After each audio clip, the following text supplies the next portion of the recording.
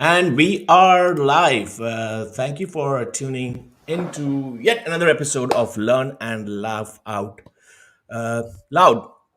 Today, my guest is Dr. Rimka. I'm a big fan of her work, and we'll talk to her about a lot of things, brain and body solutions. But before that, I just wanted to get a few things across, right? So, we all talk about mental health, physical fitness. I mean, there's so much information out there. It's confusing sometimes. One doctor says something, and then you meet another expert, they tell you something totally different. Things like get vaccinated, do not get vaccinated. It's not easy, right? It's not easy to look after your physical and mental health. So today on Learn and Laugh Out Loud, my guest again is Dr. Rimka. She is a holistic brain optimization specialist with focus on integrated neurotherapies to identify and address the root cause of mental illness, learning disorders, and chronic illness.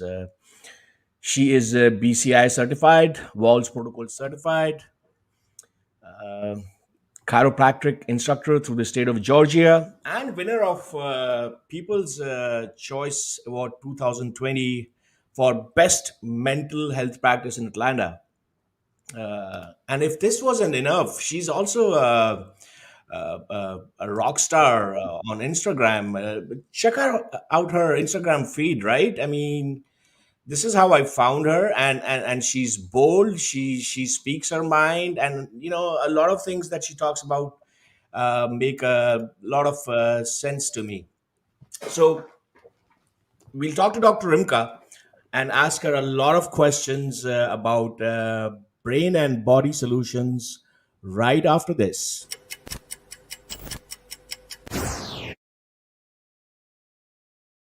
So I guess your clubbing days have become more sophisticated now. But many people would take that as an insult. I have a headache. What's going to be your last? Oh, I have this great idea, but I don't want to tell you about it.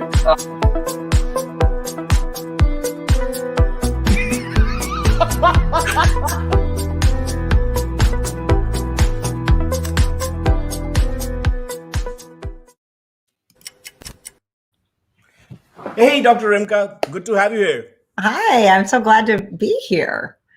Awesome, awesome. So anyone who's tuned in, if you have any questions about brain and body solutions, please type them in and we'll involve it in our discussion. We have to talk about a lot of things. But let's just start with, Dr. Rimka, I wanted to know, firstly, how did you get into this, right? I mean, did you just wake up one day and decided that this is your true calling? How did it happen? It's always a great question, right? I think the answer is best summed up with, I had a patient in my office on the table, and she is a therapist, talk therapist. She's a DBT therapist, a trauma specialist. So she's been a patient of mine. A lot of my patients are therapists, psychologists, and physicians, and they started by their patients seeing me, and they were referring, they heard of me for years, and eventually thought, your name keeps coming up, so they would come see me themselves.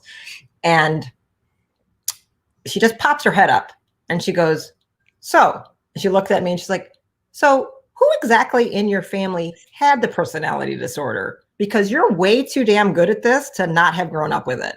And I just kind of went, that's a good question. I haven't really thought about it.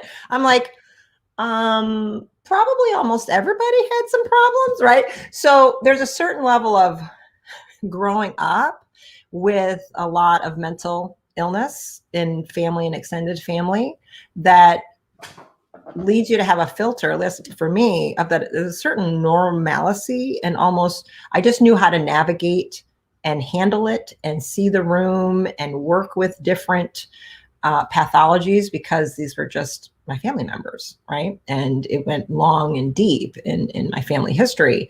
And because of that, I think that's a big part of why I'm good at what I do. I always wanted to help people. When I heard what the word philanthropist was, I was 3 years old. I remember it very distinctly. I could read at 3. I had to taught myself to read and stuff. So I don't know if I read it. I think I read it in something, and I had to ask my mom, what does this mean? And she explained it. And she basically said, somebody with a lot of money who donates, who creates charities and organizations and just helps people in need. I was like, that's what I'm going to be. That's what I want. That I just knew, I just resonated. I want to be a philanthropist. Now we were, pretty poor and needed government help and food stamps and Medicaid and everything else. My mom busted her ass, but I was the youngest of 4 kids and my father was in prison. So we were on our own. And I didn't quite know how I was going to do that because I'm like, there was no trust fund or money coming in. I used to have fantasies that her family from India, some rich uncle would come and find me one day and I really was a wealthy princess and I'd be set to go, But so I think at that time, I just kind of knew, I was like, well, I'm going to be a doctor, right? They help people and then I make enough money. And that's what I saw in my world. Like rich people were doctors and they had a lot of money and they helped people. I kind of wanted to be a veterinarian, to be honest. I was a bug scientist as a kid. I would do surgeries and on dying dead insects and dead animals and all kinds of things that I would try to save and bury or whatever. But I just actually thought that would be too emotional for me. So I said, people I could handle, right? But I don't want to put a cat to sleep. I'm not doing it. So I didn't want to. So that's why I said I'm not going to be a vet. So that's kind of what started. But in the journey, and the more I know about myself, I don't think I could have avoided healthcare. Health is like my whole astrological chart is like health. They're like, you had no choice but to be a doctor or a therapist. Like, this is just how I was built. And it's just one of my high values in life. So that's kind of where it started. And then along the journey, because of people in my family, and I watched their lives being ruined in the mental health field and from the lack of good care, it just led to, that became my specialty and my niche because it's what I cared about, consciousness and the psyche. That's what I care about. And that's what I was into. I was drawn to and studying and taking courses. I mean, I was, doing personal development, Tony Robbins, Landmark Forum and stuff in my early 20s. So this is just what I crave personally, personal development. And that led into the psychological realms. And I went through the lens of it's truly brain health and not talk health. You're missing the piece. Those fields are missing, that it's really a structural functional issue. Very cool. And that just, firstly made me think of a lot of things. And I wanted to actually build on what you just mentioned. Because in our previous discussions, you've talked about brain health and mental health, right? And, you said something which just, threw me off. I think you mentioned something like mental health has it all wrong by not focusing on brain health, right? Correct. What does that mean? What does that mean if you can? Well, let's look at the field of psychiatry. Okay. Right. So I think that's probably the worst field in all of in Rockefeller medicine that's ever been created. You have a group of physicians that are allowed to diagnose and treat an organ without doing any testing or imaging on it whatsoever. No other branch of medicine, like an endocrinologist, could never just start prescribing you hormones without some evidence proving you needed them. An orthopedic surgeon could never just operate without some imaging and evidence to prove that there needs to be a surgery.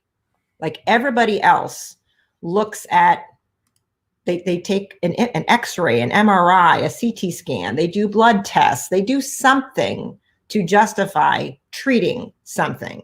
And you can do a pre and a post to prove if, all right, we got a thyroid disorder, let's give some thyroid hormone and test it and see, is it working? Oh, we've got, a bad shoulder. Let's do some tests, some orthopedic tests. We can do some imaging, right? Psychiatry is the only field that treats the brain without any accurate testing or imaging whatsoever. It isn't taught to them at all.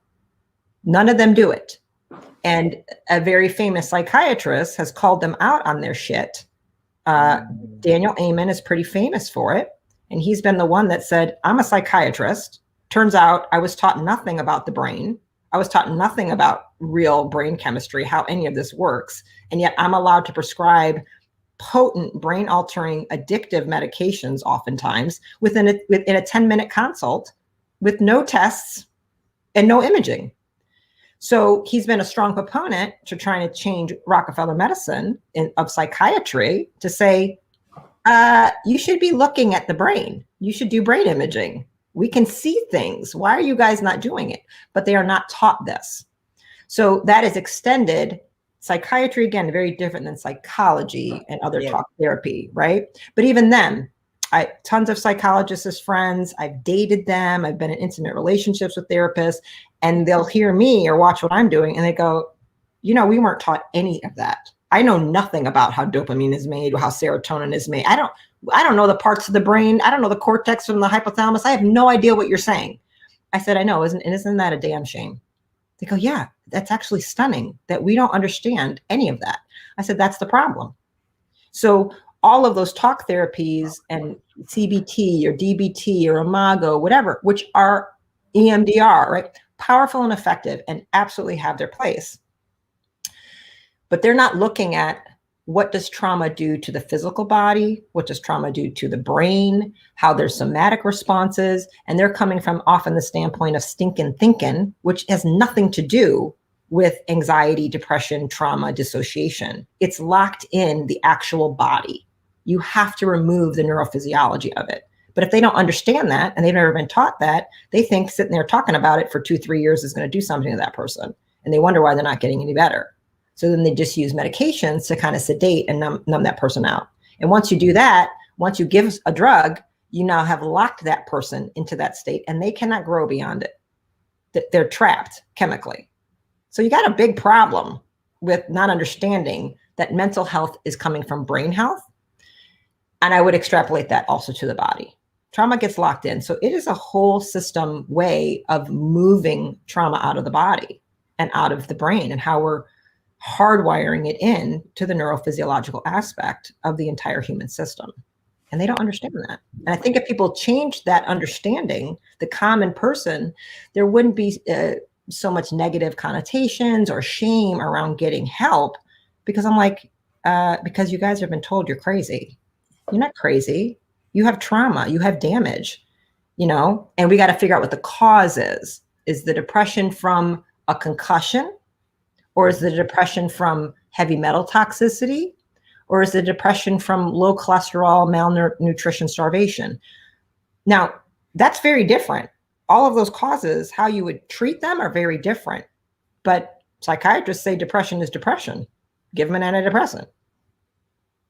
And they're completely different. I'm stunned. I'm speechless. I actually wanted to hear from you more on this because often you would see someone, for example, someone who's an alcoholic, right? They will go to rehab and they'll take the medicine, come out and then go back again and again, right? So is that an example of a person who's facing something which is not given the right treatment, and that's why they go back to the substance abuse? Does that make sense? Correct. So you have to figure out, why are they an alcoholic, right? Okay. Many alcoholics, it's gluten addiction. It's a gluten intolerance. Like, they would never have become an alcoholic if they were drinking potato vodka, but because they drink beer and whiskey, they actually they're a non-diagnosed celiac disease person.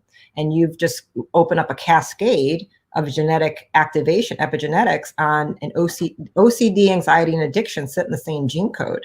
And if they're consuming gluten form of alcohol, many of them are just really glutenaholics, and you've activated that gene code, right? So that's not the same as a person that became an alcoholic because their father was beating the living crap out of them and they're trying to numb their pain. You treat these differently. Sure. Or they're a poor methylator, right? They have another genetic predisposition towards not methylating real well. So they walk around in a chronically low methylation state, which leaves them a little bit anxious and depressed all the time. And they're looking to nourish that, but nobody told them how to change their lifestyle and what foods to eat, what supplements to take to make that biochemical state go away. So, but we can test and look and figure that out. And alcoholism in and of itself, you just look at the treatment. I mean, the 12-step program, AA, has a success rate, I think it's 3%. It could be as high as 7%, but it is not more than 10% success rate. Their recidivism rate is off the chart. Yet neurofeedback, what I do for a living, neurofeedback studies proven what we can do for alcoholism and PTSD are in the high, it's like 78% minimum success rate if you go see somebody like me. Why isn't what I do for a living the court mandated treatment instead of something with a success rate like 10%? They're going to fail. AA fails. It fails for the majority of people who use it, yet that's what's prescribed all the time. They don't look at brain chemistry. They don't look at genetics. They don't look at trauma work. Their whole theory is to repeatedly say, create with the words, "Hi, my name is Stephanie, and I'm an alcoholic." Over and over again, you're reinforcing that you're broken and weak. And then the second big part is to say, I'm powerless. I have no control. I have to give my power up to somebody else to save me. So I'm a powerless victim. That's the philosophy. My philosophy is 100%, a 180 degree the other way. You are not a powerless victim. You are in control. You just need to learn about this vehicle that you've been given and learn how to drive it properly. Right. And somebody hasn't taught you. And if you're, some of you are Ferraris, some of you are Lamborghinis, some of you are Pintos, and I got to upgrade you, right? But there are some differences. And how you're optimized versus how you're optimized could be a little bit different. And do we leverage talk therapy and things like that? Absolutely, of course. My job is to get the brain and body chemistry to be, you can either be chemically and energetically a tsunami, a tornado, a hurricane, a crazy storm of chaos. Well, that's really hard to have any talk therapy be successful like that. It's very hard to learn any new skill. It's very hard to bring into mindfulness in that situation because the chemistry is chaotic, right? My job is to bring it into a peaceful, calm, sunny, lightly breezy day, like in Hawaii. Well, it's very easy to learn new behavioral techniques, ways to manage your anxiety, ways to change your self-image thinking when the brain and the body are sound and stable, not inflamed, not chaotic, no longer a tsunami working against you. You shouldn't be fighting against a crazy storm. You should be working with the flow of the river. I get the river flowing peacefully and calmly, and then the talk therapy, if needed, will take a fraction of the time. Awesome. So anyone who's tuned in, do send in your questions because I am just, just listening to Dr. Rimka. It just makes a lot of sense. And Dr. Rimka, I can tell you, I do not know the, AA numbers, but from what I've seen, I've hardly met anyone who's been there and come out. Yeah. They're very low. Every year at the different conferences I go to, the psychologists will rattle them off, 10%. I don't care if I'm slightly, 20% would be, they're not that successful. Right. So I'm telling you, it's an outrageously low number. When you find that out, I was like, seriously? It's that bad? It's like when you find out the chemo success rates. It's so bad. If anybody knew what their real numbers were, no one would ever do it. So they can't let you know the real numbers. And it doesn't show you the corruption that goes on between the courts and the medical system. It's really obscene, because I'm like, why would that be? That's the treatment that you're doing in all the jails and all the prisons, all the rehabs. This is what they all have to do to prove that they did something good, when it's horribly unsuccessful. It's like, it doesn't work, and yet we keep prescribing the same thing that doesn't work. But that's ultimately how Rockefeller medicine works. Things don't work. They just keep double down and say, do more of it. And everybody needs to wake up to the truth of it. It doesn't work. But other things work. There's so many amazing treatments and successful ways of doing this. But their way of thinking is, you are sick for life. You have this for life. It's never going away. Oh, see, once you're bipolar, that never goes away. I'm like, what are you talking about? I make it go away all the time. We erase that constantly. Not that hard. Cool. So, and just based on that, what would you suggest to people? And substance abuse is just one example. There are so many different things which happen to people, and they just run from doctor to doctor, and they cannot find a solution. What would you suggest for someone who's experiencing a medical issue, um, and they're not finding a solution, right? What would you suggest to them in terms of taking what kind of steps they should take? Can you give me an idea? Like, what do you mean? Like, what kind of medical issue? Well, I mean, substance abuse was one thing, right? So Okay. inflammation could be another thing, right? And thyroid, you mentioned thyroid, right? That's Yeah. another, like, such a common example of Mhm. people just ending up increasing, getting their dosage increased over time, and not seeing the end of it. Yeah. And what you just talked about earlier, Dr. Rimka, it's fascinating. You said that a psychiatrist, without knowing anything, can prescribe these heavy medicines. Yeah. What is the way forward on this? To get things right. Well, you're not going to like this answer, and I don't like the answer. Don't worry, I'm not being sponsored or anything, so I'm okay. Yeah, right. I don't like it really because there's going to be some pain and suffering, but in a short term, that's going to lead to a long term gain. But it is the destruction of the Rockefeller medicine system that we are accustomed to, and you're watching it crumble right before your eyes. We are watching it crumble. It's an accelerated pace.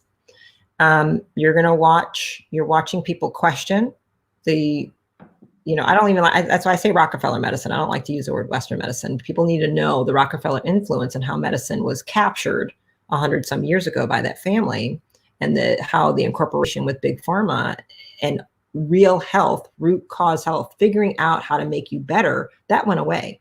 And we became profit centers. So they systematically destroyed homeopathy in this country, osteopathy, Ayurvedic, anybody that was herbal medicine, anything that was helping people actually heal and not be dependent upon something, was systematically gone in and taken over and destroyed. So overall, my best advice is I would avoid most Rockefeller medicine at any cost. The only time there's a few things are great. There's some emergency medicine, trauma, and surgical things that are incredible, right? ER physicians, trauma surgeons have to be able to think, be creative and innovative on the fly. Orthopedic surgeons do incredible work. They save limbs, replace joints. Cardiothoracic surgeons are typically extraordinary. There's amazing things that they do. And neurosurgeons.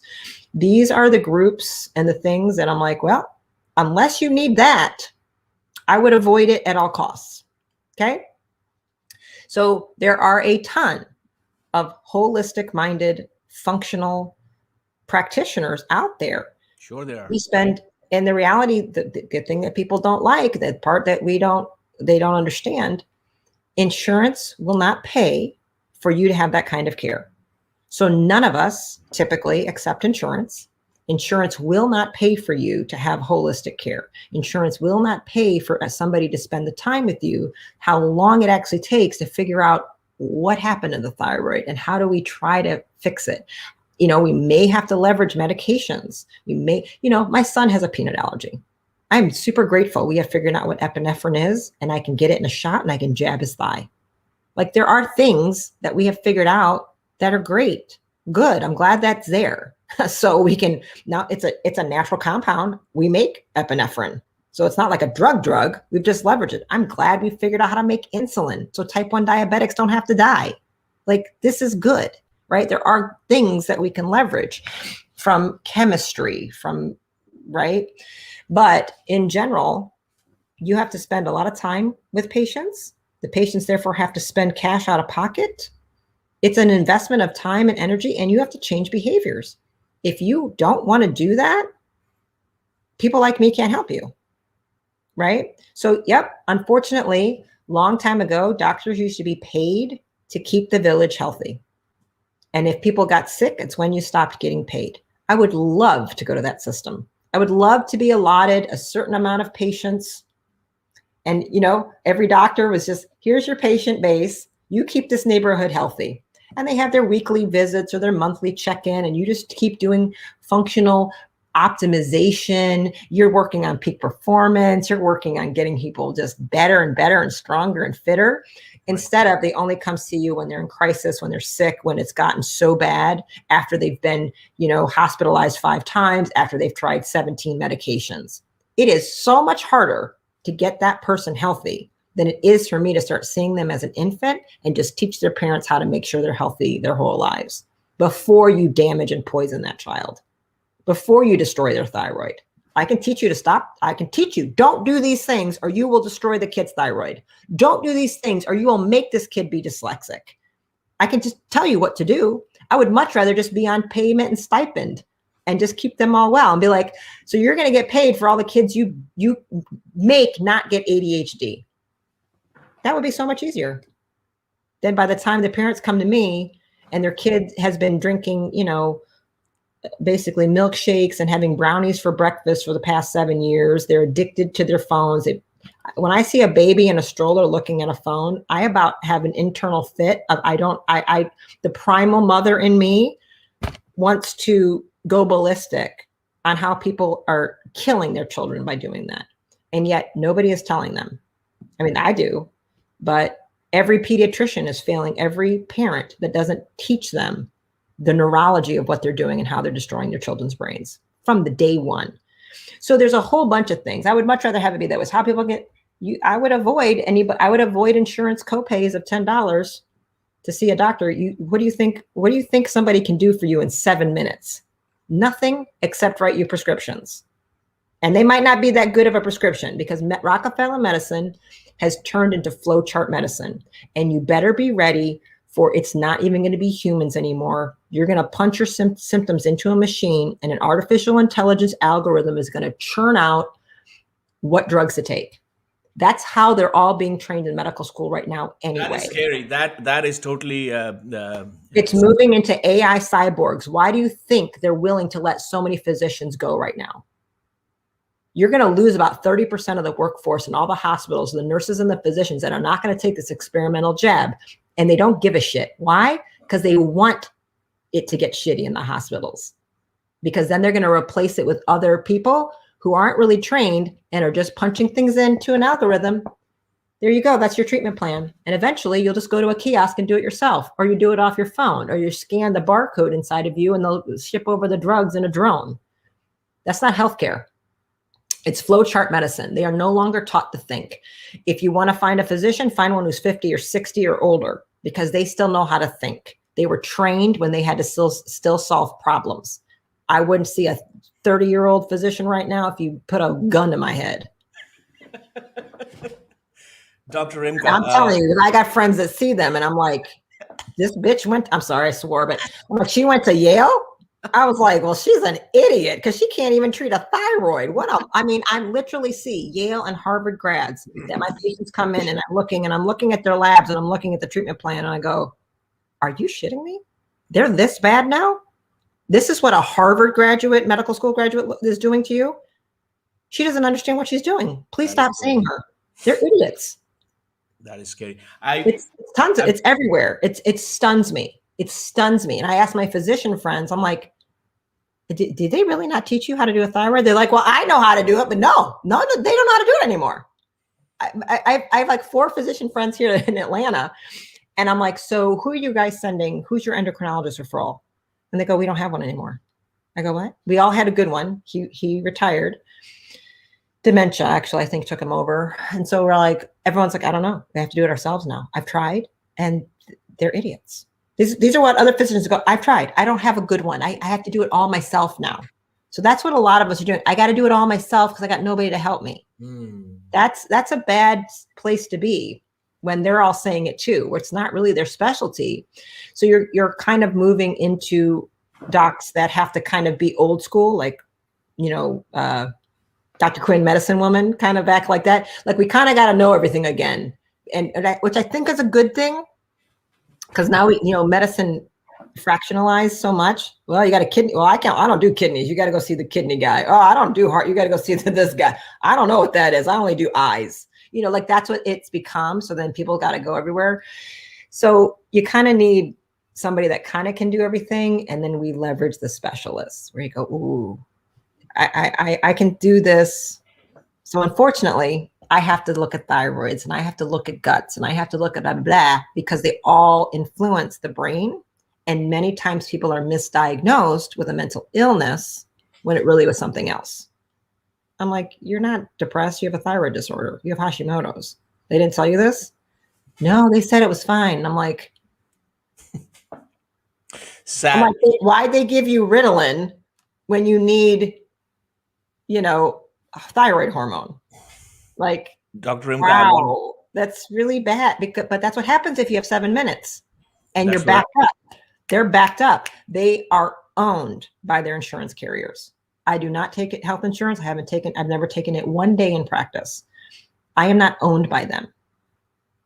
They don't tell me what to do. They don't tell me how long to spend with my patients. And it's interesting also because, you also talked about some of the areas where we actually need a lot of these medical doctors because they're doing a lot of great work. We actually have a couple of questions from the audience. I wanted to ask you those. And anyone who's tuned in, we have Dr. Rimka here, and we've been talking about a lot of things. And we'll also talk about kids, ADHD, and anxiety. So stay tuned in. So we have a couple of questions, Dr. Rimka. I will not mention the name because, I think these are some of the sensitive questions, but I would love for you to answer them. So I have one question. And it goes like, for a mentally challenged person, how do I find out the best possible care?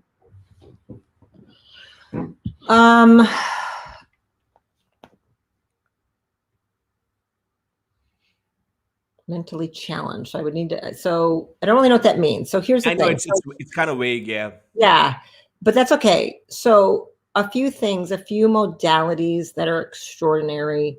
I mean, one, you can put in holistic mental health care into DuckDuckGo and search around you, see who's listed that way, right? Neurofeedback practitioners. Neurofeedback is what I do. I'm board certified in that. There's 2 websites you can go to. We aren't all listed. Some of these websites you got to pay, and not everybody pays. Somebody who's been practicing 20 years isn't going to pay anymore to be on a website. But neurofeedback is a form of biofeedback. We do brain imaging. We record the electrical activity in your brain, and we can see what's going on. We look at what parts are overactive, which parts are underactive. You can go to 2 websites, bcia.org or isnr.org, and you can search for a practitioner. There's a wide variety of practitioners that do it. The majority of neurofeedback practitioners, overwhelming majority, are psychologists. So these are talk therapists that learned through practice, like, wait, the brain is more involved here than I realized. And they went out of you don't study any of this in school. We all do this after we graduate. We all do it out of pocket. There are very few chiropractors that do it, but I'm one, or it's becoming, because we're brain-based people, clinicians, and you're like, oh, why don't I just go directly and learn how to change the brain with electricity, right? So neurofeedback is a form of operant conditioning. If anybody had psychology 101 in high school or college, and Pavlov and the ringing the bells and the dogs would salivate, it's what you do is you can change the body response by giving it feedback information when it's winning. You teach it, like, I'll give you a treat when you do something. So we record electrical activity. We can see a pattern. We see patterns in the brain. We can see if it's ADHD or not. We can see if it's anxiety or not. We can see if you're in a coma or not. There's all kinds of things we can tell. All right. So we can see, if this is, they aren't sleeping because of this brainwave is way too high at this time of day, or this brainwave is too low. We have to raise their alpha, teach them to raise theta, whatever deficiency or overactivity, we teach your brain to do it itself. And it's kind of fun. You're basically playing games with your mind. You're making a movie play with your mind. You don't have to consciously think. We give the information. We hold a mirror up to your brain, and it self-organizes and corrects itself. It's like I can put on, I could fix my hair, Sumair, or my makeup. I could put lipstick on without a mirror. I could do it. But as soon as you put a mirror in front of me, without any conscious thought, I automatically self-correct and I do it even better. That's what neurofeedback does. And it's permanent. Once you have enough sessions done, we do it over and over and over and over again. And we create new neural networks and new function. And function dictates structure and structure dictates function. They work together back and forth like that. So any neurofeedback practitioner knows mental health. Often you'll get a psychologist where you'll do brain therapy with them as well as the talk therapy. So that would be a great place to start. Now, most of them do not know functional medicine, nutrition, nutrient therapy. Another group that does that are orthomolecular psychiatrists. Very small group of functional medicine. I am trained in that as well. This is the line of Abram Hoffer. He's out of Canada. He is a psychiatrist that threw away his license back at them because he was disgusted with psychiatry before he died. He cured, I will use the word that we're not allowed to ever say because he said it and he did it, thousands of schizophrenics, thousands of bipolar, thousands of the things that they said could never be cured. He did it. And his work lives on. He's got books you can buy, but it lives on with different practitioners that have taken over some of his work. One of them that does a good job with it today is William Walsh and the Walsh Institute. There you can look for a Walsh Institute trained doctor. So these are different groups of where you can find clinicians. In general, you're probably going to have to pull together 2 to 3 to get it all done, to get it done right? Because none of us can do everything. You're going to leverage. There's some MDs. The Walsh Institute only trains physicians. Like they've trained me, but they won't certify me. And they've told me that. They go, we're doing it for our branding because we want to be taken legitimate. They're trying to change Rockefeller medicine. They're trying to get physicians and psychiatrists to start testing. Also look for genetic testing. I run every every mental health patient through a genetic test called Genomind. And that's a genetic test to see a whole bunch of things about you, your mental health, and which drugs you can use and which drugs you shouldn't use. So that's some of these simple tests that psychiatrists should be doing. They don't do, right? So that's kind of how I look at it. You need somebody who can understand gut health and nutrient therapy and how the brain works. That's somebody like me. You can find physicians that do that, naturopaths that do that, orthomolecular psychiatry trained people. I will tell you, they're kind of hidden. We're not real out loud about it because we don't want the FDA or people coming at us. Using nutrients like medications for short periods of time is frowned upon, right? Like, well, why would, they just take Latuda, just take Depakote. Why would you want to get anybody off of that? Right? When you're like, well, what if it's just all a B6 and a B3 deficiency and they need lithium orotates? Like you can test for all of these things. Right. But they don't know that. So neurofeedback, orthomolecular psychiatry, Walsh Institute, Abram Hoffer, those would be the ways, and you might have to have all of those things on board. And my favorite talk therapy, the main ones that I like, because mostly I see a lot of trauma people, I like DBT and EMDR for trauma. I find that amazing, good stuff. So there's a lot to be, and it's not easy. It is not easy. It is going to require a little bit of effort, but those few websites, when you find one clinician that might only do one thing, we're friends with the people who do the other things. That's the thing. We have referral networks. And if you find any kind of doc that won't refer you, go somewhere else. Some doctors are a little bit insecure and greedy. I have no problem referring and working with 2-3 other clinicians. I'm not afraid of losing money or a patient, I mean, it's not where you don't want that kind of thinking. So I love doing like the neurofeedback and the food part, let's say. I handle that. And then I'll work with a DBT therapist, and she or he will be teaching them the techniques and the everything that go through DBT to deal with their trauma and get the trauma out of their body. I might leverage a psychiatrist that's doing ketamine. I like ketamine for deep, relentless. Like if I can't move it with neurofeedback, I'm like, okay, like there are other options that can be leveraged, but you got to find the holistic, functional kind of people that do it. Thank you. I hope this provides some feedback and a way for you to look for solutions to the mental health problems that you talked about. I wanted to ask you another question, and this is another question from the audience. And let me just see where that question went.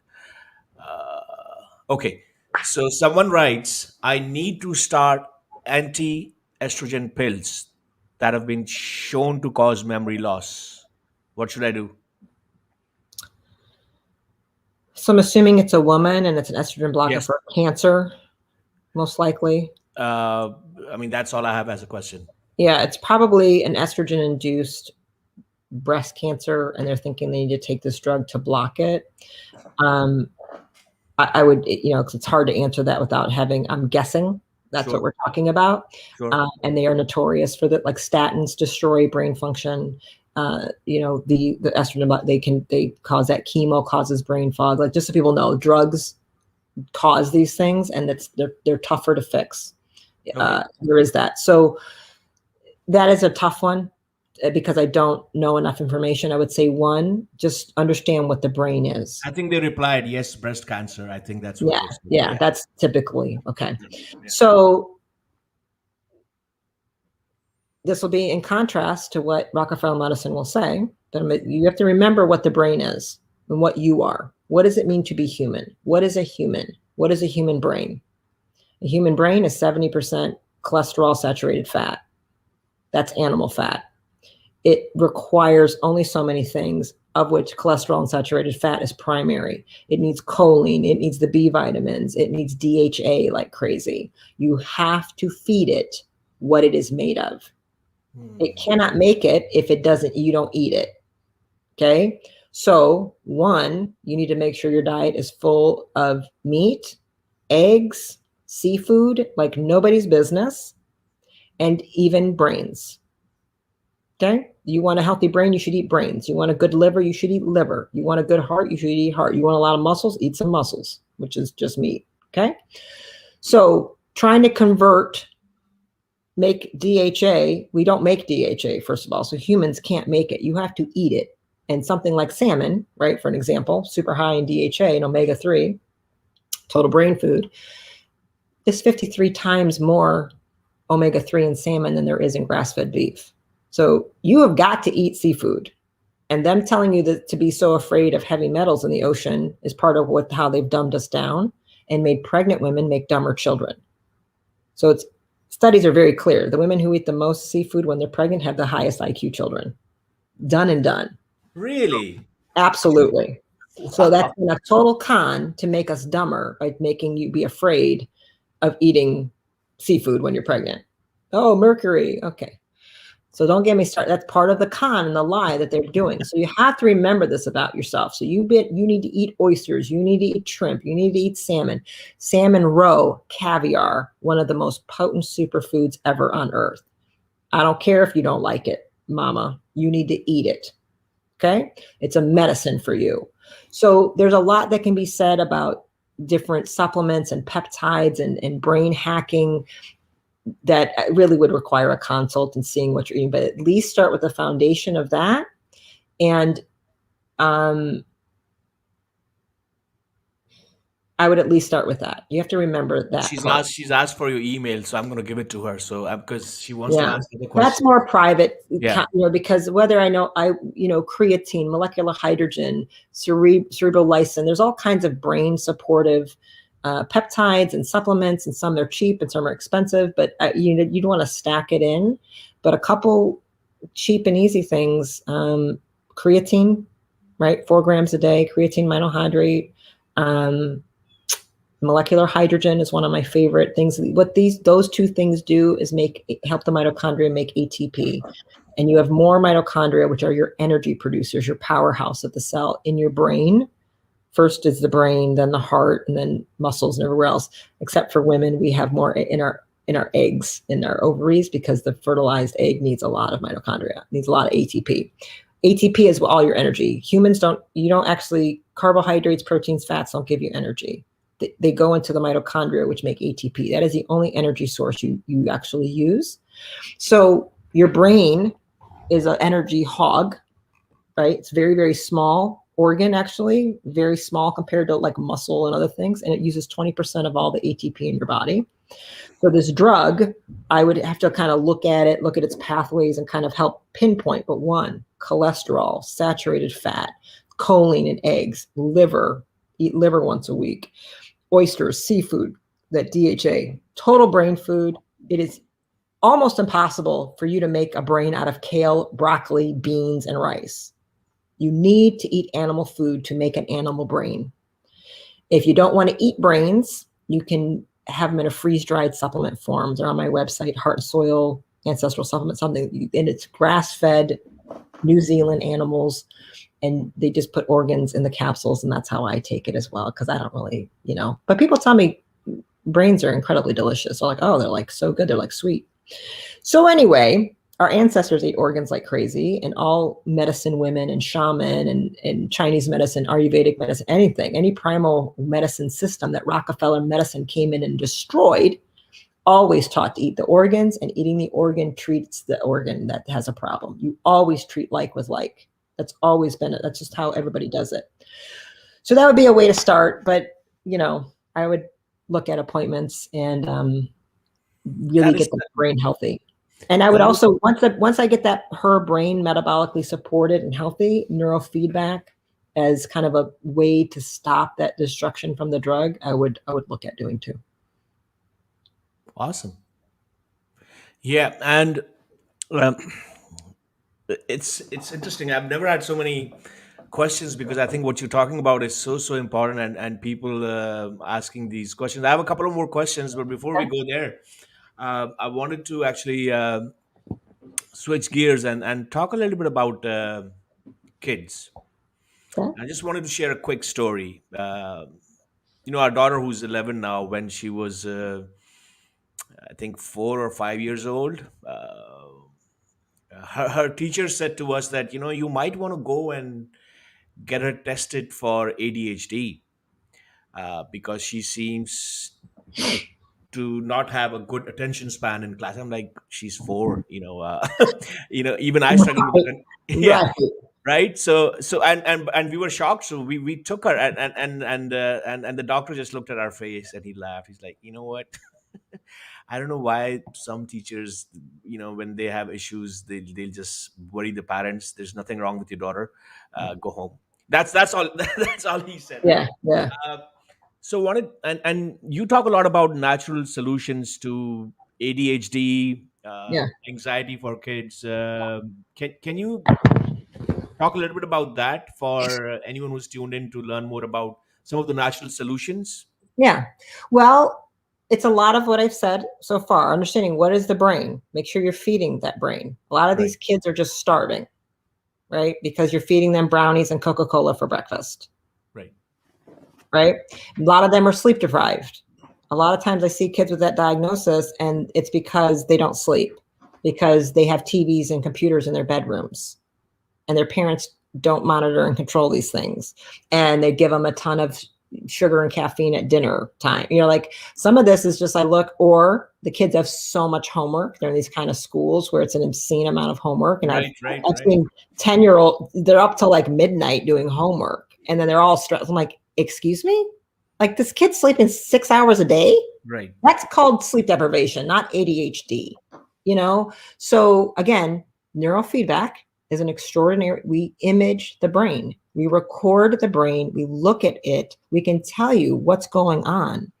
And sometimes the solution is not to do neurofeedback. It is to change the patterns of the family.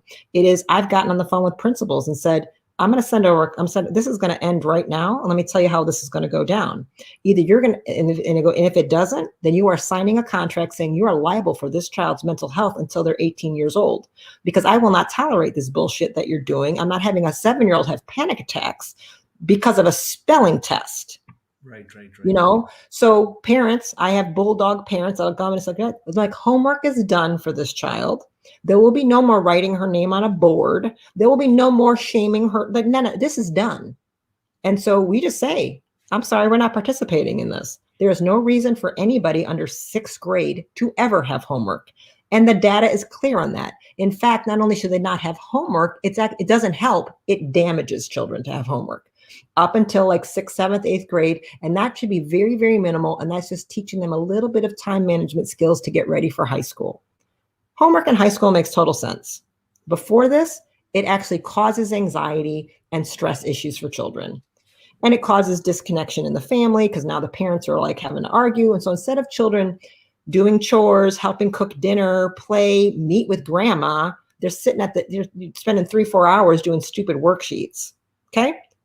All stupid busy work. So there's a lot that goes into this. So one, it's a lot easier to not start a problem than it is to fix a problem. So if I can get a hold of these parents, ultimately it's before you get pregnant, how clean mama's eggs are, how clean her mitochondria are, how everything starts from the get-go is going to, what she does when she's pregnant. All of this is going to matter to the brain development of this child. Then what happens in those first few years is hugely important. No child should ever touch a phone until they're about 12 years old. No child should watch any TV, computers, anything. I would say 12, I'll go to 10. You are neurologically damaging your children, hardwiring their brains to have attention deficit. What is attention deficit? The inability to hold and maintain concentration for an extended period of time. How do you think you give them a phone to play video games on it at 1 and 2 and 3? How is it you think you give them an iPad to watch a Disney movie when they're 3 years old in a restaurant to keep them quiet instead of engaging with them? And you suddenly expect them to go into first grade and sit there and watch a boring ass teacher write on a board for hours on end. You've hardwired, and listen, what you practice grows. Sure. What you practice grows. If you practice long-term sustained attention, if you practice reward delay gratification for children, you do there's a chart board and you get a sticker if you clean your bedroom, and you get maybe a reward at the end of the week. You get an allowance or a bonus, or we go on a trip, right? Kids learn to wait. Nobody makes their kids wait now. And there's no way a teacher can compete with a screen, with a cartoon, with a movie. We are destroying our children by letting them watch all this crap. So I am super anti-TV, media, and stuff for children. You are neurologically you're hardwiring them. Children should never be taught to read until they can skip cross-laterally, tie their own shoes, and ride a bicycle. Why? Because that shows that they're neurologically coordinated with their non-dominant and dominant eye, ear, and hand to be able to do cross-hemispheric movements. If they cannot do that and you try to teach them to read, you most guaranteed are going to create a learning disorder in that child. That's the problem, because what you practice grows. If you practice doing it wrong, that's what you grow inside the brain. So I have to unlearn in the kids' brains what you've taught them through behavioral, teaching, right? Things as simple, people don't understand, teaching kids to ride bikes with balance, with training wheels, sets them up to be a poorer reader. And there's a whole neurological reason for that, because you're altering the vestibulocochlear system of their ear by teaching them to be off balance. When you take the training wheels off, of course they're going to fall, because you trained their brain to be off balance. Should never teach a child to ride a bike that way. But these are the simple things that I have to teach parents, and it's just so much information. So once they have it, I've got to change the diet. I've got to change the gut. I've got to see, is it ADHD, or is it anxiety, or is it auditory processing, or is it sleep deprivation, or is it oxalate poisoning, or is it a yeast infection, or is, There's so many, there's 100 neurological disorders, I think, that look like attention deficit. And that's just a big umbrella name. What is it really? Is it vision? Is it a vision problem? You don't treat them the same. So neurofeedback is a great assessment tool. It's one of many, but you need to understand the ears, the eyes, and the brain are all working together to make reading and concentration work. And if we have a hearing problem or an eye vision tracking problem, You're getting bad data into the brain. The brain might be able to do everything just fine, but the eyes can't track or the ears can't hear. That's a very different problem and a very different therapy and a very different solution. And you certainly can't figure that out with a questionnaire in 10 minutes from a pediatrician or a No, you cannot. No, you cannot. And fascinating, all this information that you've shared. And I can listen to you for the whole day, but don't worry, I'm not going to do that.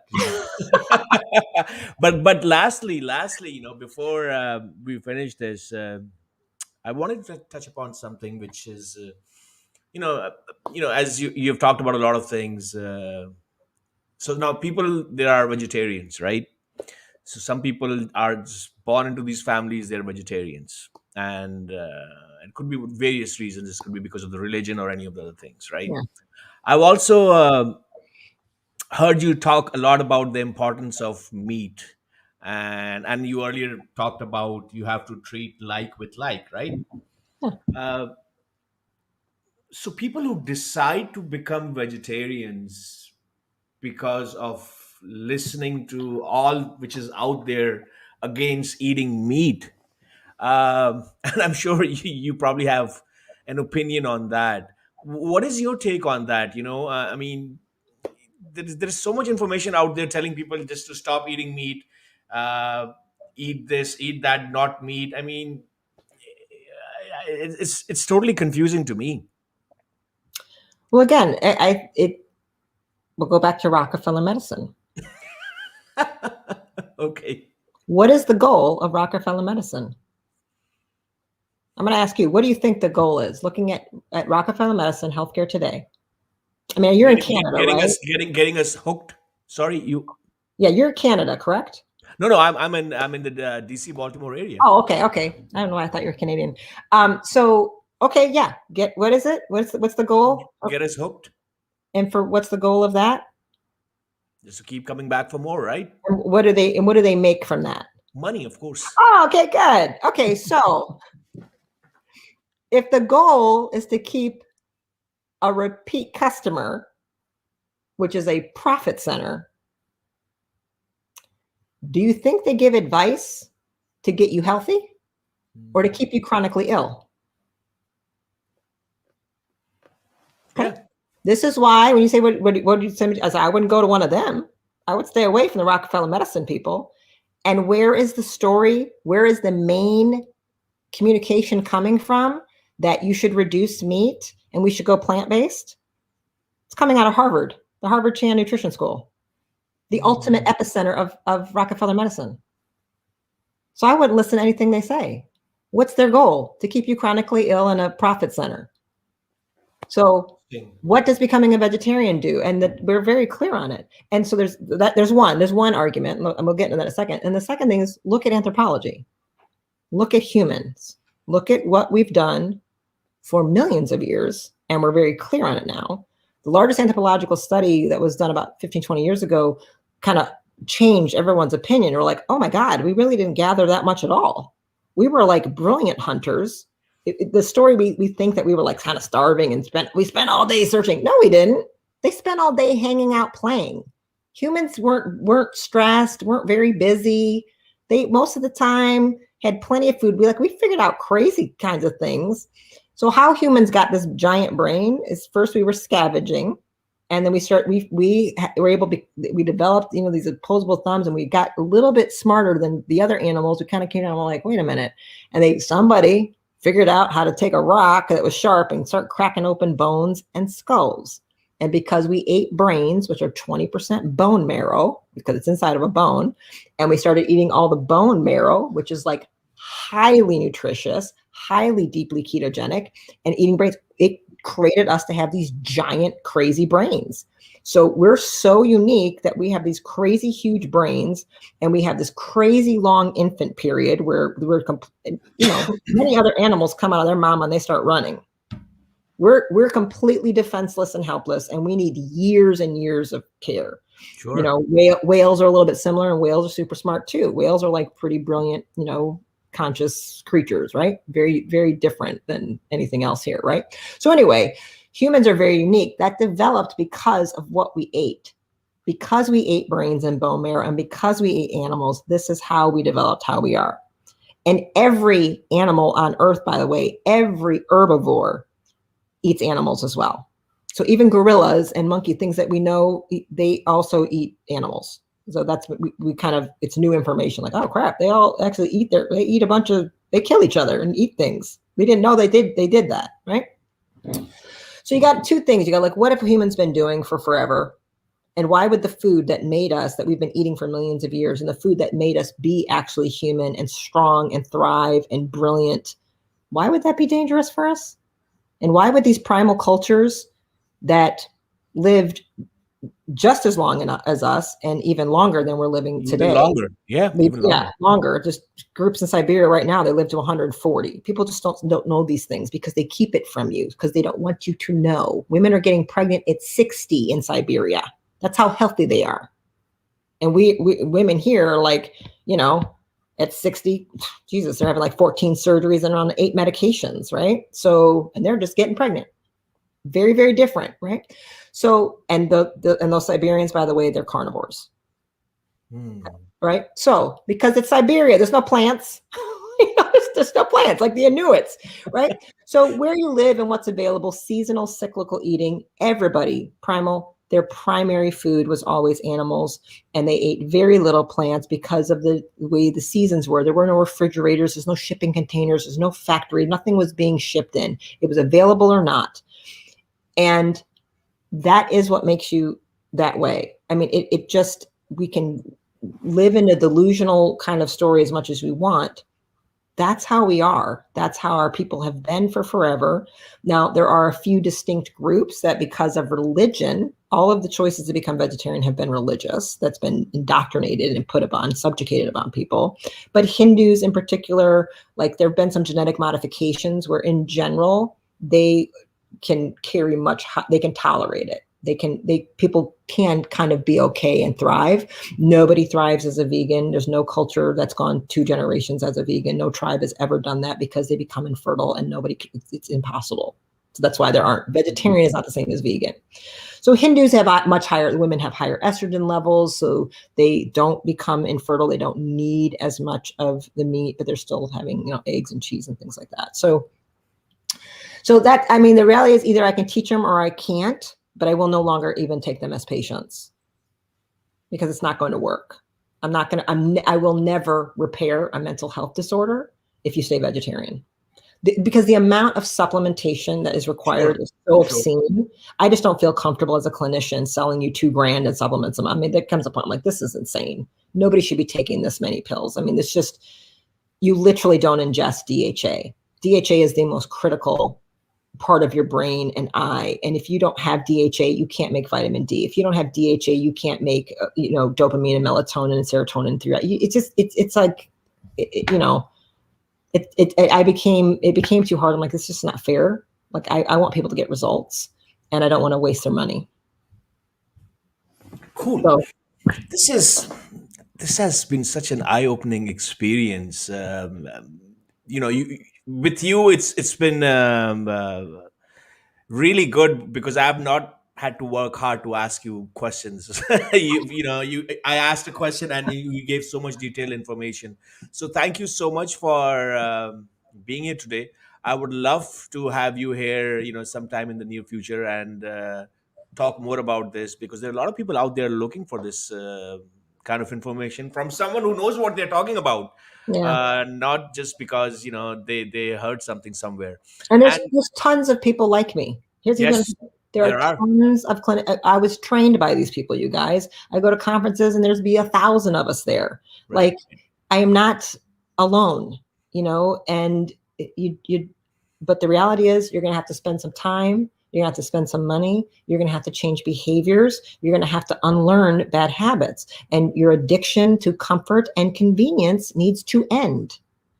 You will not make any changes. Like it just is what it is. And when it comes to like ADHD or things like that with children, I beg parents, look at what you're doing when you're pregnant and look what goes on those first few years, because you opting for convenience is potentially setting your child up for a lifelong disorder. And it's just not worth it.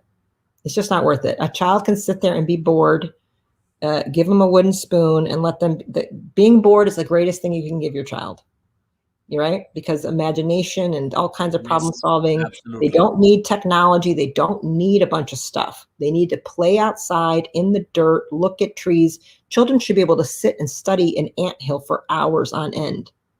That's fascinating to them. You know what I mean?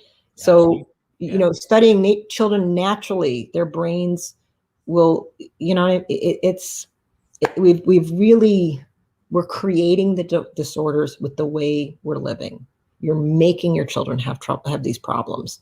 And I think if people knew that, they would make better choices. Like, oh, I'm like, yeah, like it's really critical. Stop feeding them cereal for breakfast. Make them steak and eggs. Go back to way your grandma raised you, right? If my mother cooked breakfast every day, still working 2-3 jobs. So when people say they can't do it, I call bullshit. I'm like, oh yeah, you can. Just, get off the Netflix mama, get off your social media bullshit. Like, I'm sorry, but my mother worked 3 jobs, 80 hours a week. We had no help and support. And somehow she made a hot breakfast every damn day and drove us to school every day. I don't know how she did it. I only got 1 kid and I'm tired, but I still did it. I still cooked hot breakfast every day. I still have no TV in my home. There's no TV in my house. So see, that's just my normal. My son he didn't see me watching TV. He didn't see TV. We just don't do that. We do things. We go outside, we study things, we look at bugs, we watch tractors, we watch construction. And you know what we did? We read books. Wow. That's a novel idea. Yeah. Reading a book. You put on music, you dance, you ask questions. And I know it's tiring to be asked why 87,000 times from a 2-year-old, but you chose to have children for a damn reason. Raise them.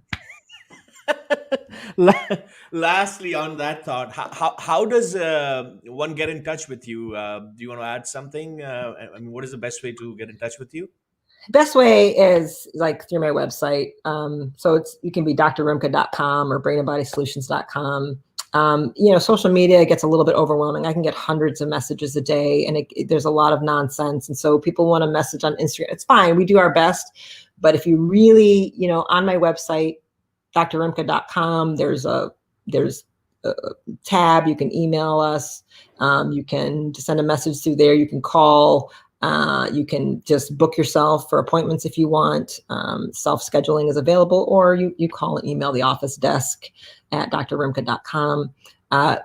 Facebook and things like that, it's a little bit harder. Please know that. I have a lot of messages that come at me, a lot of people trying to sell me stuff, or, and if you send me some long message, I cannot give free healthcare or medical advice on social media. I can't answer questions like that. It is illegal, it is unethical, and it is immoral. It's a disadvantage. It's not fair to me, and it's not fair to you. So just please know, any doctor, we can't do that. It's just, we have laws that we have to follow. And because the kind of stuff I get, I'm like, and it's heartbreaking and it takes a lot of energy. So, you certainly can send a message, but Instagram is full of free content. I do a lot of videos, a lot of lives, a lot of Q&As.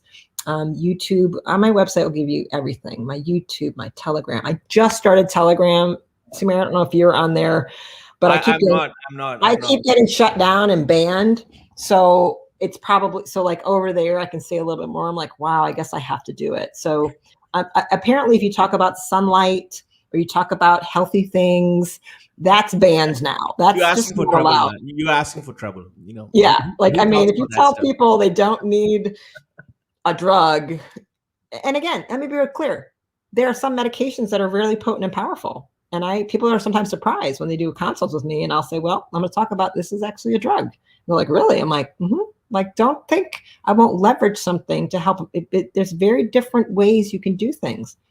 Lithium is a very potent, if I get somebody who is schizophrenic and they're on 7-8 medications, hospitalized several times, and I treat them and I have them on a cocktail list of nutrients, and we're still on lithium, that's and they're totally functional now. There's no more schizophrenia as far as anybody can tell. They got to take their supplements for life. They go, this is your special packet. Your body requires like this. Right. You know what I mean? Like this is what your system needs based on your genetics. We do neurofeedback and we do some talk therapy. We heal because it's traumatic to have schizophrenia for years, right? It's traumatic to be like hearing things and feeling that paranoid, right? So we have to heal all that. So anyway, not all drugs are bad. Let me just say that. I wish I could live in a world where we weren't using them, but you're being poisoned to death every day in the air, the food, and the water supply. And we might have to combat those 80,000 chemicals that are embedded and lodged and disrupting you with another chemical in a short term to help you, right? So I'm not opposed to leveraging the devil to help my patients. Okay. So that's the best way. My website or email, my office and my staff, they kind of moderate. I try to, you might get me every now and then, but I try to try to limit that to patients just because there's only so much of me to go around. Great. So anyone who has tuned in, thank you so much for your time. Thank you, Dr. Rimka, for all that valuable and brave information that you were able to share today. And you obviously shared your information, how to get in touch with you.